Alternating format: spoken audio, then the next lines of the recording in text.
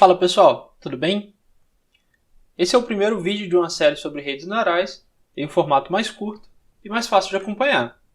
Se você ainda não me conhece, esse cara aí sou eu, e se curtiu o vídeo, não deixa de se inscrever e deixar o seu like. Redes neurais como algoritmos de machine learning, como vocês sabem, são baseados em neurônio biológico, esses caras aí que vocês estão vendo na sua tela, em que um conjunto de sinais dielétricos de entrada, eles são transmitidos nos dendritos, essas pontinhas aqui, são transformados pelo núcleo e são propagados através do axônio para os demais neurônios. O que vocês não devem saber é que existem diversos tipos de modelos matemáticos simplificados desse funcionamento, sendo dois deles o neurônio RBF, esse carinha aqui, e o neurônio perceptron, esse da direita. Por ter algumas propriedades importantes e uma capacidade de mapeamento maior, o neurônio do tipo perceptron acabou ganhando essa corrida e hoje é amplamente utilizado dentro do machine learning. Todavia, é importante salientar que existem outros modelos de neurônio, porque como estamos falando de simplificações do funcionamento biológico, pode surgir um outro tipo no futuro que seja até mesmo melhor do que o neurônio perceptron. O neurônio perceptron ele opera de forma relativamente simples, em que as entradas, essas daqui representadas de x1 até xn, são multiplicadas pelos pesos, esse ômega1 até ômega-n, somadas com o valor do viés, esse carinha aqui, né, do inglês bias, e então passa por uma função de ativação, que pode ser, por exemplo, tangente hiperbólica, sigmoide, ReLU, etc., para gerar uma saída.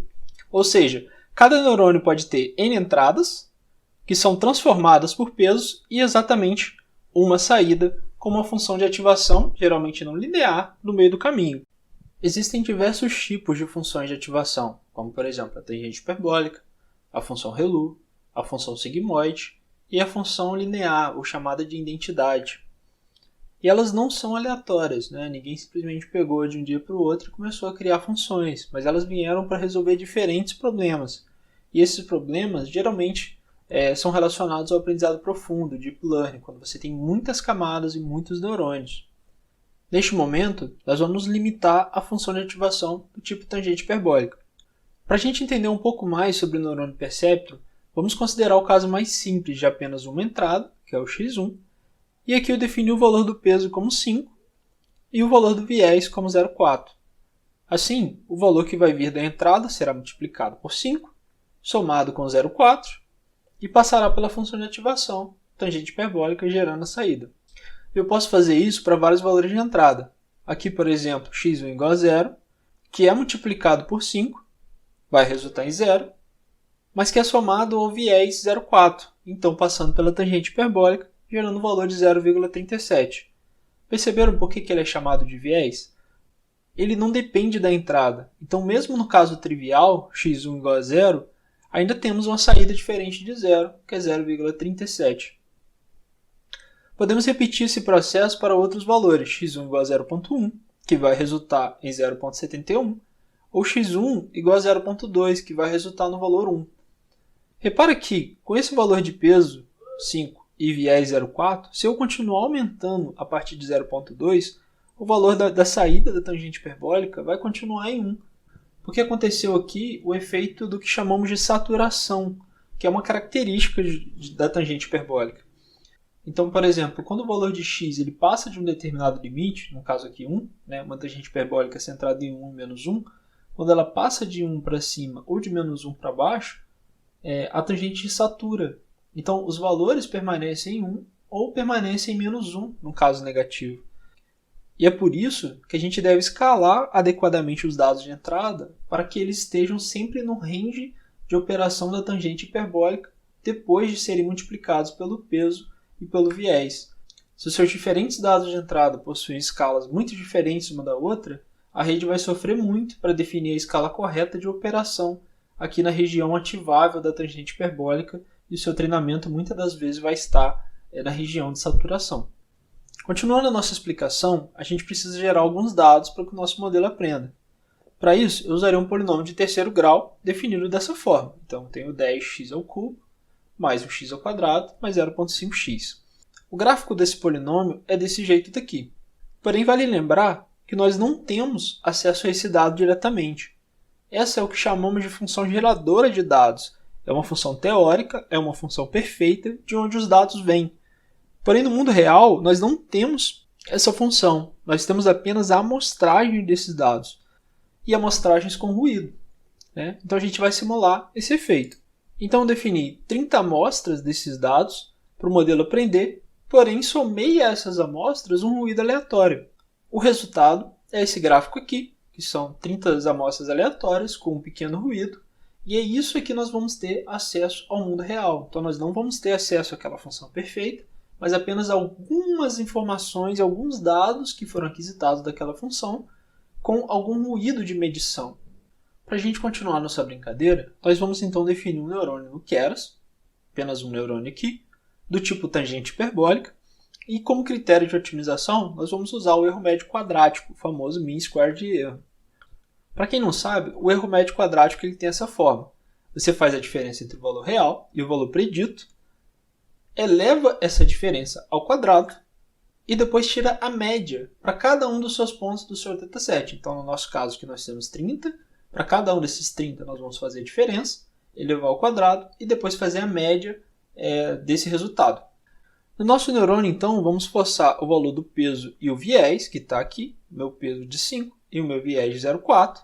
Estou setando os pesos desse modelo e depois a gente vai rodar a predição com esses pesos usando aqueles 30 pontos amostrados que a gente tirou. Então, vou fazer o model.predict daqueles 30 valores de x que foram amostrados daquela função. O resultado é esse daqui. Então, nós temos em azul o predito, o verdinho e o real, e até que não ficou ruim, sobretudo aqui na área do meio.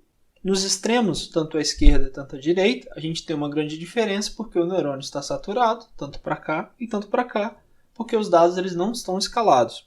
Poderíamos então fazer a brincadeira de alterar aquele valor de peso, que aqui foi 5, e o valor de viés, que aqui foi 0,4, e ver como essa predição em azul vai mudar, e descobrir assim qual o conjunto ótimo de peso e viés.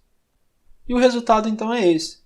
À medida que eu vou alterando o valor dos pesos, que é esse valor dividido por 10, eu vou alterando a curvatura da tangente hiperbólica, para a direita ou para a esquerda. E o viés, que é esse cara aqui, tem uma influência na amplitude daquela curva, uma vez que ela pode agir de forma independente das entradas. Poderíamos então nos perguntar, e se eu testar vários valores de pesos e bias e tirar o erro médio quadrático dessas predições para descobrir o melhor valor de peso e bias, ao invés de eu ficar testando um a um? Foi exatamente isso que eu fiz. Criei um laço for para testar vários valores de pesos e bias, colocava no neurônio, realizava a predição, e então tirava o erro médio quadrático com relação àqueles 30 pontos amostrados.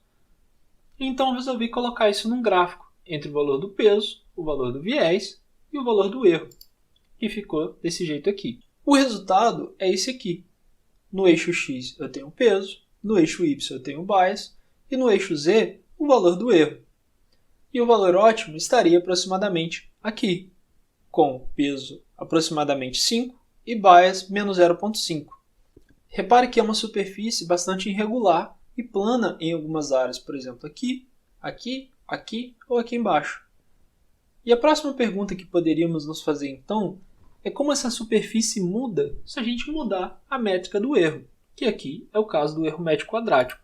Então, junto com o erro médio quadrático, que é esse aqui da esquerda, nós vamos testar também algumas outras formas, como por exemplo o erro médio absoluto, que ao invés de fazer a distância quadrada, você vai fazer a distância absoluta entre os pontos. E também o erro máximo, que tem essa fórmula aqui da direita, que você está pegando o máximo erro absoluto entre todos os pontos que foram preditos. O resultado para diferentes erros é esse daqui na tela. O da esquerda do erro médio quadrático, o do meio o erro médio absoluto e o da direita no erro máximo. Note como o erro absoluto ele tem umas características interessantes, como essas ondinhas aqui, quase que formando uma cachoeira, que é bem diferente da relação do erro médio quadrático. Por fim, o erro máximo, que anda em platôs, uma vez que ele está sempre pegando o pior caso de cada configuração.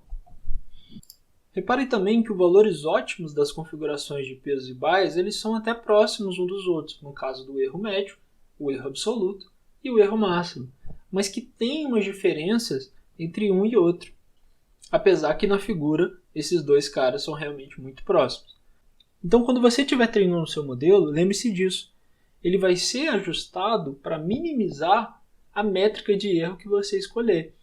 E a superfície dessa métrica de erro vai mudar e, consequentemente, os valores ótimos que o seu modelo pode ter também vai mudar. Ou seja, se a métrica mudar, a forma como você está avaliando o seu modelo mudar, o modelo também muda. Os pesos do modelo também vão mudar. A próxima pergunta, então, é: o que acontece se aumentarmos a quantidade de neurônios e camadas? A gente vai ter muito mais pesos e muito mais bias, a depender do número de neurônios e do número de camadas. Como vocês já imaginaram, não daria para fazer esse plot, porque agora a gente não vai estar mais num espaço de 3 dimensões, mas de n dimensões, em que n é o número de parâmetros dessa rede que eu estou ajustando. Escolher os melhores valores nesse espaço n-dimensional não é uma tarefa nada simples, e a estratégia de sair varrendo vários valores igual a gente foi fazendo aqui não é uma boa ideia, porque o custo computacional de ir fazendo todas essas interações cresceria absurdamente. Se você se interessou, a gente vai cobrir esse assunto e alguns outros que estão aí na tela no próximo vídeo. Então não deixa de deixar o seu like e se inscrever no canal para que você seja notificado quando ele for ao ar. Muito obrigado!